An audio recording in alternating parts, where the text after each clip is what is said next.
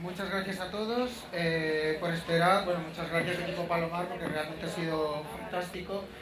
Solamente deciros que la intervención que va a cerrar este programa que hemos estado viendo durante estos 2 días de Fan Riots, discutiendo sobre la figura del fan, sus emancipaciones, sus emociones, sus corporalidades y sus descorporalidades, va a tener la figura de Greil Marcus el cierre. Greil Marcus es una figura fundamental precisamente en el análisis de la música y en cómo la música interviene en todos los procesos sociales, políticos y culturales del momento, estableciendo diferentes historias o unas historias otras que conforman nuestro día a día y nuestra cotidianidad, donde el punk o las escenas que podamos imaginarnos tienen tanta importancia como aquellas grandes decisiones políticas o aquellas grandes firmas. Lo ha hecho a través de innumerables libros como Rastros de Carmín, Mystery Train, Escuchando a los Doors. Y nada, sin más os dejo a Greil Marcus.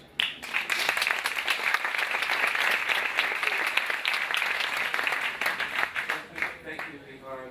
Thank you all for being here, and thanks to the festival for inviting me. When I was asked to talk about fans and riots, I immediately thought of the Rolling Stones free concert at Altamont in California on December 6, 1969, which was the worst day of my life.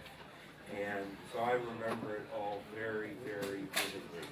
As fans and riots go, you couldn't have had a more nihilistic and desperate day than that was. I went with a friend. My wife didn't go. There were two reasons. She was 9 months pregnant, but she loved the Rolling Stones. She wasn't going to miss a chance to see them. But we thought if the baby was born there, we joked we'd have to name it Nick. We didn't want to do that. But the real reason that she wasn't there was that we had heard that the Hells Angels would be providing security. Security, that was an unfamiliar word then. Nobody knew quite what that meant. What it meant was no cops, no police, Hells Angels instead. A romance had developed around this criminal, murderous, drug-dealing, rapist, motorcycle gang. A romance that they were the outlaw brothers of hippies, of the anti-war movement. Well, my wife and I had been on anti-war marches that had been attacked by Hells Angels when they charged into the crowd, beating people up. We knew this might be a dangerous situation. When I got there with my friend, we got there very early. We immediately parked our car, walked down a hill, a barren hill with nothing growing, all the grass on this hilltop very high above the San Francisco Bay Area, hard to get to, essentially an abandoned road racing site. There was nothing there. It was gray skies and ugly brown hills. We walked down the hill and we immediately sat down right in front of the stage because the crowd hadn't gathered yet. There would ultimately be 250,000 people there. So we sat down and I noticed two things. One was that the stage was barely higher than the platform that I'm sitting on. It was about 3 feet high. That was very odd. That there would be a stage that offered the people performing no distance between the people in the crowd. That anybody could step up onto the stage at any moment. Then I sat down with my friend. I pulled out some sandwiches and I offered one to the person sitting next to me. This may seem like a naive or sentimental thing to do today, but at that time that was simply what one did at public gatherings. That's what one did when bands played in the park in Berkeley or San Francisco. That's what people had done for Woodstock Festival 4 or 5 months before that I'd also been at. The person next to me slapped it out of my hand, said, "I don't want your fucking sandwich." and pushed up against me. And I wasn't angry. This is strange. This is odd. What's going on here? Why are people acting like this? After a while, everything began. The crowd had grown. It was very crowded up in front, hard to move. The first band began to play, Santana, and almost immediately, a huge man, probably 6'3" or 4", weighing at least 300 pounds, stripped off all of his clothes and began dancing. And he was trying to present the image of someone, I'm just here to have a great time, I'm letting it all out, I'm being completely loose, I'm free, watch me do my freedom dance. But in fact, what he was doing, and I was only feet away from him, he was stomping people. He was using this performance as an excuse to kick people and to bring his feet down on their feet or on their heads and arms. Immediately, the Hells Angels leaped off the stage, probably about 20, carrying pool cues, and they began to beat him, and they beat him to the ground. That he kept resisting, he was big, he kept fighting, they kept beating, and in a split second, it's probably the fastest thing I've ever witnessed in my entire life, a huge area opened up in the crowd that had been so tightly packed before, a bigger area than the one right in front of me, where there was nothing but Hells Angels and this guy writhing on the ground. And everybody was pulled back, and I looked around, and people were raising peace signs like this. They weren't saying anything, they weren't doing anything, just holding this up. It struck me as there was something about this that was more repulsive and disgusting than the violence that I was seeing only feet away. It was so pathetic. It was so helpless and meaningless. It was so stupid. It was so lacking in thought, intelligence, any attempt to say, what's going on here? It was just like, if I hold up the magic peace sign, this will all go away. They dragged the man out of sight, and the crowd instantly reformed. And it reformed, it filled the empty space so quickly that I found myself, and I'm not exaggerating, standing on one leg. I actually could not find space from the people around me to put a second foot down, let alone sit down.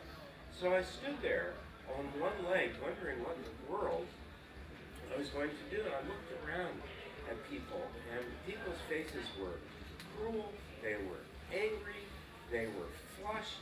Nobody was moving for anybody. It was this scene of selfishness, of territoriality. This began, I think, 2 months before, when the Rolling Stones played in the San Francisco Bay Area. They played 2 shows in one night at the basketball arena that holds about 16,000 people. And they charged $7.50 for the tickets.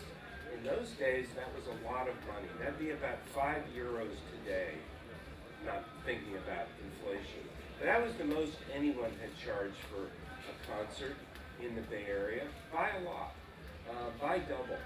And there was a lot of outrage, and people were writing newspaper columns, people were condemning the band, saying they had no idea what they were doing, they didn't understand their audience, they didn't care about their audience. It was a huge controversy. And very quickly, the Rolling Stones said, the tickets have been sold, we can't give money back, but we're going to find a way to make this up to people, whatever that meant. And they performed. They waited 2 hours to go on because Ike and Tina Turner had been their opening act, and they didn't want to come on right after them or they would look bad. We got out of there at 4 in the morning. That's when the second show ended.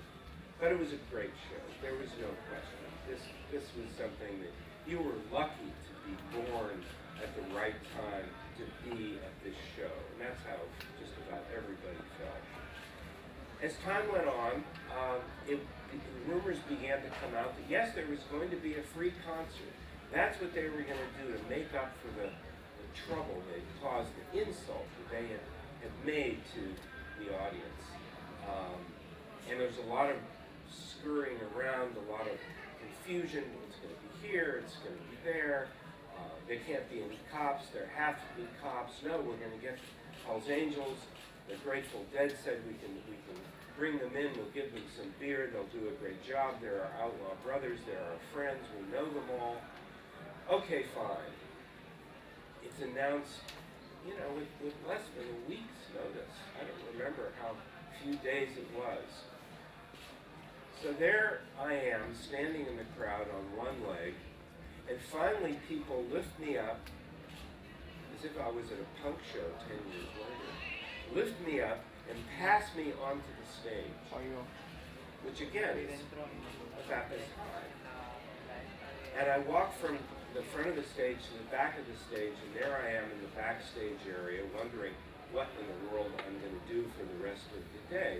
So I begin to wander back toward the crowd, and it is a solid concrete mass.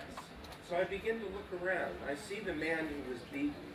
He's still naked. He's still walking through the crowd. And then I see a woman, also naked, who is running around screaming.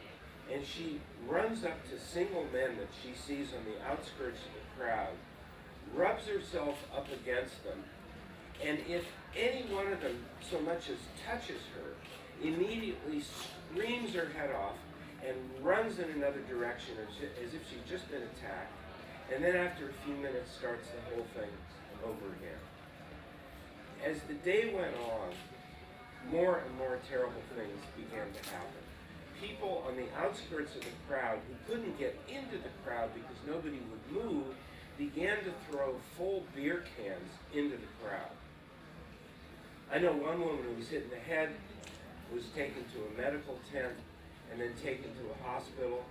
She was in a coma. She had a concussion that lasted for months.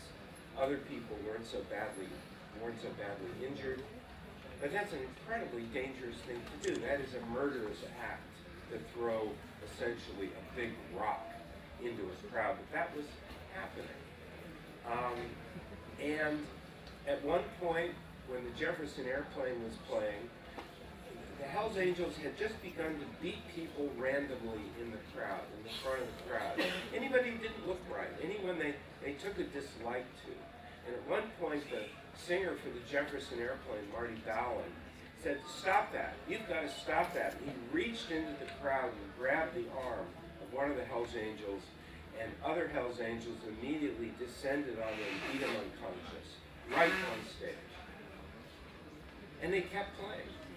And Grace Slick, another singer of the Jefferson Airplane, said, "Now, we should touch each other's bodies, but we shouldn't hit each other's bodies." I could hear all of this. It was someone holding up the peace sign again. It was so pathetically wrong. It's almost like saying, with the power of our love, we can end the war taking place on the other side of the world. It doesn't work like that. It didn't work like that right there. I left. I got in my car. I drove to the nearest town, which is about